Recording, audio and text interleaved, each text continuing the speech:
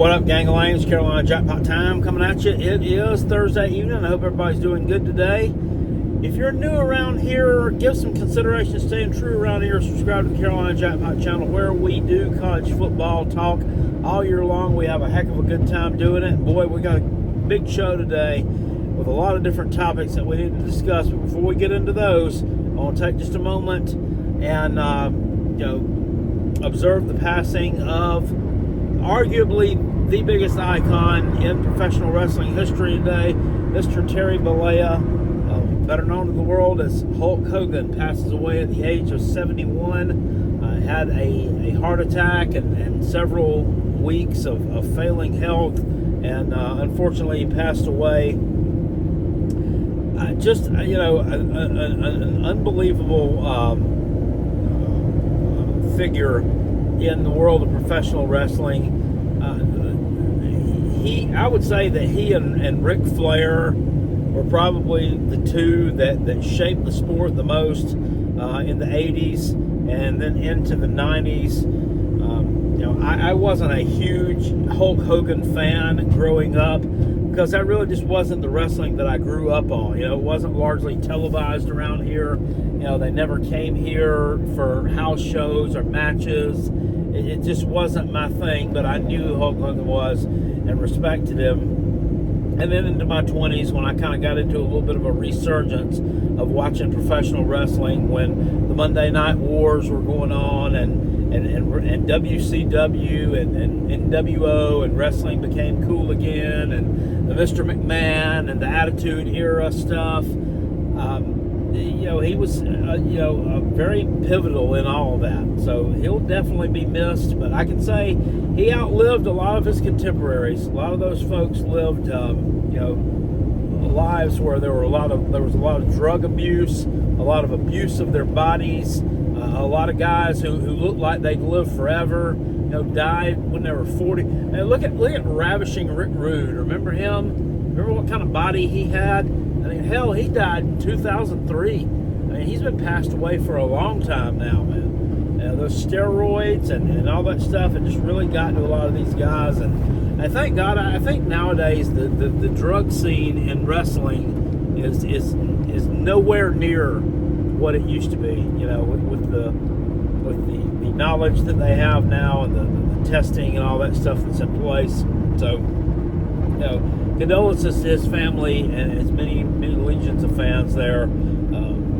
Hopefully the Hulkster is leg dropping somebody and cupping his ear in the sky somewhere right now. Anyway, moving on from that, I watched the Mizzou I listened to the Mizzou, the Missouri podcast on Wednesday morning. I haven't dropped an episode there for a while. As you guys know, I'm a frequent caller into their voicemail line, especially during the games. You've seen me do that. If you watch any of our live streams, I'll call in and leave a voicemail about a game that they're playing at the same time we're playing that has absolutely nothing to do with what's going on in our game. But they're tremendously in their feelings, really bad, about South Carolina getting picked to finish 5th by the SEC media at SEC Media Days, and I think they stuck them down at 12th. Disrespected again. Even after Mizzou came off those good seasons, after we had us a 10-win season, we weren't hyped up like South Carolina is after they had a 9-win season, and yada, yada, yada, and blah, blah, blah. Look, guys, all I can tell you is it's got something to do with Lenora Sellers. I think it's just the it factor that surrounds him. People like his game. They like the way he plays the game. They like the way that he's kind of taken a team, kind of on his shoulders and, has done some things that haven't been done there in a while. The season that they were expected to have last year versus the season that they did have last year. So, I get it. I understand, though, how you do feel a little bit disrespected. Mizzou had a really good season in 2023, and they brought a ton of that production back in 2024, and maybe they didn't get the hype that a lot of people thought that they should have gotten. Unfortunately, 2024 didn't go the way that they planned it to. Now, in the win-loss column, it's not like they fell off the rails. They went 10-2 in 2023. They went 9-3 in the regular season in 2024.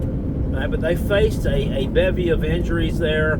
Their quarterback, Brady Cook, was banged up much of the season.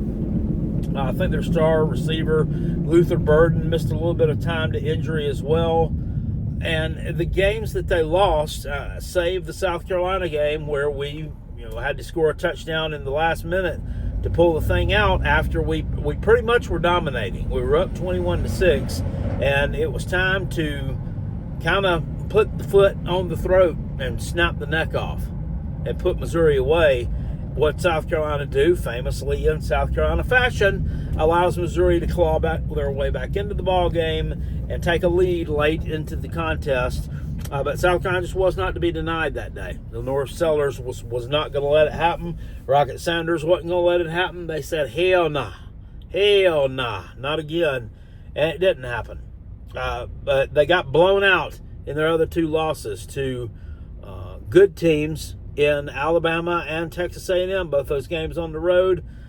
They got destroyed. 34-0 by Bama, and I think 41-10 by A&M. Both those games on the road. Gamecocks games on the road. So they were undefeated at home. Who did they beat? I don't know that they, I don't know that they beat any ranked teams. I mean, they did get a win over Buffalo and Boston College. Those teams had winning records. I mean, if that's what you want to hang your hat on, they just didn't have the season that they thought they were going to have. Coming off that 2023 year, they went out in that Cotton Bowl and they played Ohio State and they beat them, 14-3, and they were beating their chest over that. And a lot of their fans acted like they had just beaten the C.J. Stroud Ohio State, which was they didn't. C.J. Stroud had opted out of that game. He was declared for the NFL draft. They beat the Lincoln Cuntholtz version of Ohio State. It wasn't the same. They know that, but they act like they did something special. So I can understand they've hauled in a really good transfer portal class. Eli Drink has that team ready to play. I will say this about him. I think he's underrated as a coach. I was watching our buddy Sports Talk Jay yesterday, who was showing some kind of a list of coaches who had been around for 4 years or longer in their current role and had kind of a rating on them. And the list was just absurd from the get-go, in that it had Billy Napier there at 12th. And it was somehow or another, it was ranked based on what kind of situation the coach took over versus what was expected of him versus the kind of results they had on the field. Well, I mean, Billy Napier, it's not like he walked into a bare cupboard at Florida. I mean, it wasn't the greatest of situations, but he didn't inherit a dumpster fire. Come on. I mean, there's talent all over the damn place. What's he done since he's been there? What the hell has he done? He beat LSU and Ole Miss. What did he fucking do? That's what he's done since he's been there. And they put him at number 12, and they didn't even put Shane Beamer in I think Sports Talk Jay showed it was 30 of them. They didn't even rank Beamer at all. He wasn't even ranked. Wasn't even there. So supposedly they factored in, I guess, what Billy Napier did at UL Lafayette. He was a fuck. Eli Drinkowitz wasn't ranked here either. That's inherently ridiculous. Why? Let me ask you guys this. If, God forbid, and I know I'm being a little bit weird here, morbid. God forbid, if you're, we're not gonna say what I was gonna say. I was gonna say if your favorite team, if your coach just all of a sudden just died. But let's go with something else. Say all of a sudden, something happens, an NFL coach gets fired, and all of a sudden your head coach, boom, all of a sudden he's given a gig as an NFL coach. Given the opportunity and he takes it. Boom, he's gone. Right before the season starts. Left high and dry. Who do you want as your coach? Billy Napier or Eli Drinkowitz? I don't think that I'd have to labor very long at all getting an answer to that question. So I just inherently a dumb list, which, I mean, you know, Sports Talk Jay pulls some lists and rankings and things and articles. He pulls them from some real questionable sources. I don't know. I mean, why? There are lists and articles by credible sources out there. Why do you continually pull from the Bro Bible and Football Scoop and the Football Commode and the dirty diaper of college athletics, or wherever the heck you're getting this freaking news from? Just stop. Report on something credible. Anyway, Eli Drinkowitz, I think, is a good coach. I don't think he was given his due on that list. I don't think he gets his due overall. Him and Shane Beamer are both really good at getting some kids out of this portal. I think Drinkowitz might be able to even get some even better players out of it than what Beamer's gotten. This kid he got out of the portal at running back, this Ahmad Hardy, rushed for like 1,300 yards last year as a true freshman at UL Monroe. UL Monroe? What kind of an offensive line do you think he was playing behind at UL Monroe? I'm about willing to bet my bottom dollar it probably wasn't real good. It probably wasn't real good when he got there. Yeah, UL Monroe's not known for having solid position groups, I don't think. So, he's going to be good for them. They are definitely not going to finish 12th or lower. In Carolina Jackpot's opinion, I think that ranking is wrong, and I also don't think South Carolina should be perched up at 5th. I mean, I think these two could be 7th and 8th, respectively, 8th and 9th, something. I mean, it's going to be really, really close. It's going to be really, really close. And Mizzou's schedule this year, once again, it's favorable. I mean, they had them ranked slightly ahead of Vanderbilt, which on that game, that's a road game. They took you to double overtime. Was it double or single? I think it was overtime. Regardless, last year at Mizzou, I think you go on the road and lose that game this year. I really do. I think you go on the road, and I think Vandy hangs one on you. Don't shoot the messenger. I've been looking at potential trap spots for teams. I'm looking at spots where potential, you can see some of these lower level teams jump up and bite somebody. Here's looking at you, Tennessee. I'm telling you, Mississippi State is going to get that ass when y'all tangle. What is it, like week 4, week 5? It's earlier in the season. I think Mississippi State's going to get you. Look, it's not a knock on Tennessee. Don't think that it is. And don't think that I'm just sitting here predicting it because I'm a Gamecock fan. He's a coot. He hates Tennessee, and he's just talking out of his ass. And you guys, it sets up perfectly. It sets up perfectly that they're going to knock you off. Guys, they've lost every SEC game they played for 2 straight years. They're not going to keep doing it. They're going to win one eventually. And I think they're going to knock you guys off in Starkville. Doesn't mean you can't have a decent season. In fact, I'm predicting South Carolina to have a decent season, but I'm also, in my win-loss prediction, which is coming real soon, I've got them losing a game that's probably going to make some people mad when I predict it. But I feel the way that I feel, and generally, more often than not, when I pick these kind of things, there's a little bit of validity to it. There is a little bit of validity there. Well, come on. Sorry, I gotta concentrate here. This whole 9-game schedule SEC thing is just, God, it's gotten it. Our guys are ready for some on the field action. I am. I'm so tired of hearing about that. This one makes me, makes my ears and nose and brain bleed.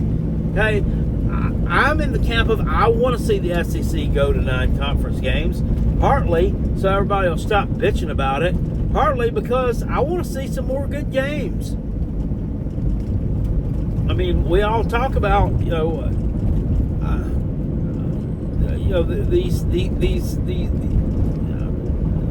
I don't know what I'm trying to say here. Well, talk about these great teams. You're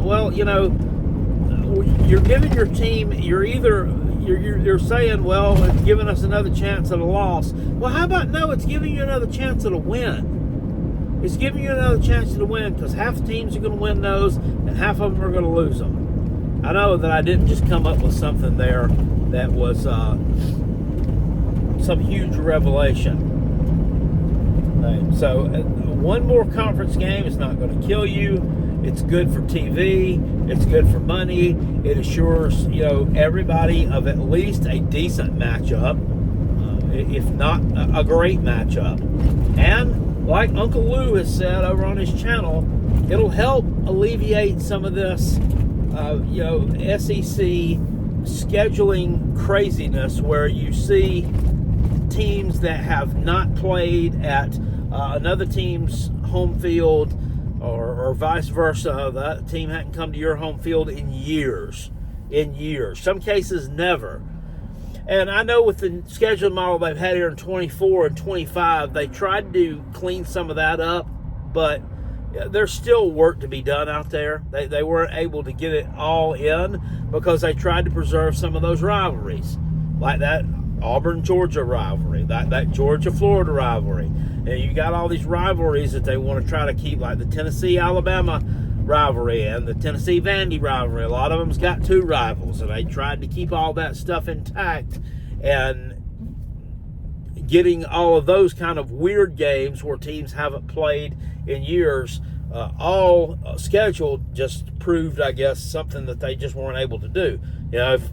If it wasn't a thing that Georgia has to play Auburn every year, well, then they probably could have played at Texas A&M, a home and home deal during this time. But it wasn't to be. But I'm all for seeing more SEC football, seeing more good games, and cutting out some of the yard turds that we see, the next to the last week of the season or during the first 3 weeks of the season there. So. Oh, man, guys. College football is right around the corner. Oh, here's another one for you. Rashul Faison, still not cleared yet. Still no news from the NCAA from South Carolina in that count. Man, this guy's not going to be playing. He's not going to play. I'm telling you, he's not. He's either not going to start the season, he ain't playing in 2025. I think that the writing is on the wall there. And my favorite commenter, Connor Stallions, not the Connor Stallions, sign stealer guy, not that Connor Stallions, but the Connor Stallions in the comment section who says you're always negative about everything. Well, I'm being negative about this because, my God, read the tea leaves. It looks like there's nothing to be positive about. So when Missouri's sitting there bitching about South Carolina getting special treatment and getting ranked 5th over them, go ahead and read some headlines about this situation. Study up on this situation and look at how South Carolina and Rashul Faison are all getting screwed with the same long ding-a-ling from the SEC or the NCAA. You might think South Carolina doesn't, in fact, get the preferential treatment that you supposedly think they do there. Mizzou, man, because I'm telling you, if this kid wanted to play at Alabama or he wanted to play at Texas, this shit would have been cleared up in the spring. Food for thought. Word to the wise, Shane Beamer.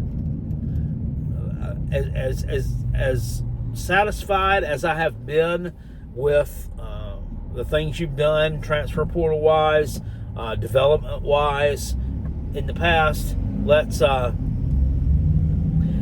fuck with any more people like have such eligibility issues like this. Okay, I know. They've already told me you thought it would be fine and it'd be cleared up in just like a couple of weeks. Well, it wasn't, was it? I wouldn't have gone after him. I really wouldn't have. You know how the NCAA operates. It's not like you're new to this coaching thing. Big dude, Darius Gray, big recruit, big 5-star offensive tackle. Or is he a guard? I think he's a tackle. He's offensive lineman. I try to come prepared. I'm almost prepared. Out of Richmond, Virginia. Took a ton of official visits during the summer and leading into the summer. He's been to Clemson. He's been to Tennessee. He's been to Ohio State. This dude just traveled the world, basically. He has, from all intents, the intel says that he's got himself down to South Carolina and LSU. This could be troublesome in that, look, I'm not so torn over the NIL money thing. By the way, did you see Donald Trump has signed some kind of bill to eliminate the pay-for-play shit? It's all going to have to be legitimate NIL deals. We'll see if that goes through and that passes, or some judge goes on ahead and strikes it down, as they have done with many things that Trump has tried to put into place since he's become president.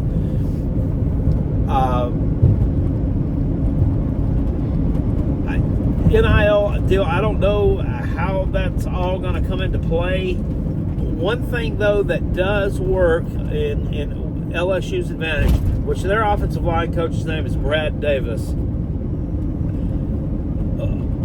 that does not work in South Carolina's favor, is our offensive line coach, Lonnie Teasley. Great recruiter. Okay, nobody's going to argue that.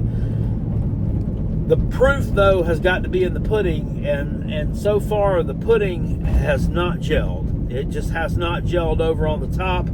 You've seen 2, 3, 4 shitty offensive lines in a row come through the ranks at South Carolina, and I mean, from a talent and development standpoint, I mean, this young man's got to be looking at that. What was that big tackle they had at LSU, that Will Campbell guy?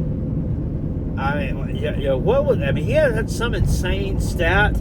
Like, did he go like all of 2023 and he didn't allow a sack or something like that? He was drafted really, really high in this past year's NFL draft. That's something that you know that we can't replicate. We can't replicate that. We don't have the kind of development that they do. You know, we have not had the kind of success on the offensive line that they've had. But Lonnie Teasley is such a great recruiter. I don't know what in the world he's telling these kids. I mean, is he telling them he'll give them a peanut butter and jelly sandwich and a rusty trombone to go along with it? I don't know. I don't know what's going on there. But at some point, the rubber's got to meet the road, and the rubber has not met the road yet. If they go through another season where we see piss poor offensive line play again, maybe Beamer explores the option of, putting. I know they hired Darren Usher to be the director of player development, which is basically supposed to be like your recruiting specialist or your head recruiting specialist. Why can't Lonnie Teasley do a job on the staff where he's a recruiting guy? That's what he does. He recruits, and he develops relationships. He cultivates relationships with kids, with parents, with high school coaches, and just concentrates on just that. And maybe steps away from the coaching aspect, and we bring somebody in here who can teach someone how to put a hat underneath some damn shoulder pads, drive somebody off the damn ball, and quit playing offensive line like a bunch of bitch-made bitches. Because that's what we've looked like. An absolute sieve for years. And each and every one of us is tired of it. Every one of us is tired of it. 41 sacks given up last year, and would have been even more if Lenora Sellers wasn't the magician that he is back there. You could have easily given up 50 sacks, which is just horrid. Absolutely horrid. So that's where we're at with that kid. Hopefully, this guy's able to pull something out of his hat one more time and get another big 5-star. He did it with Josiah Thompson a couple of cycles ago. It's possible. If he's down to his final 2 and he's talking Carolina, it's great to be in the mix with these guys. you got to have what it takes to make that final push to go on ahead and get them. So that's just some thoughts about Gamecock football, where we're at right now. You know, summer camp. I call it summer camp. It's fall camp. It's not very long. Just a few days away. I'm really, really excited. Really excited about this season. I think it's going to be a good season. I think it can go one of two ways. I think the defense is going to gel maybe midway through the season. I think they're going to finally get it. Cole Kubelik over at SEC Media Days, when he talked to SEC Mike and them from that SEC podcast, he thinks that South Carolina, that Clayton White is a very, very underrated defensive coordinator, and he sees them finishing in the top 7 in defense this year despite all those losses, despite some new pieces. He thinks that the development is there. He thinks that the talent is there. And he thinks that this defensive unit is going to be very good. He compared him to a Brad White at Kentucky. And when I used to think about hearing the name Brad White, I thought, God, it'd be nice if we had a defensive coordinator ourselves like a Brad White. Well, we do. We do. Clayton White has quietly turned into a really, really good defensive coordinator. And a lot of that goes with some of the upgrades they've made on the staff. Travian Robertson's a hell of a defensive line coach, interior defensive line coach. Sterling Lucas is a hell of a coach with these ends. And Torian Gray, who's just old steady Eddie back there. What's he been with the staff now? He's been here was he here under Spurrier? No, he was here during the Muschamp days. That guy's been in South Carolina a long time. And he's done some really good things and has developed a ton of talent. A lot of talent that didn't come in with a lot of fanfare. So we'll see where everything goes from there. I appreciate you guys. I'm going to put the link down in the description box below for the Callaway's College Football Pick'em Challenge.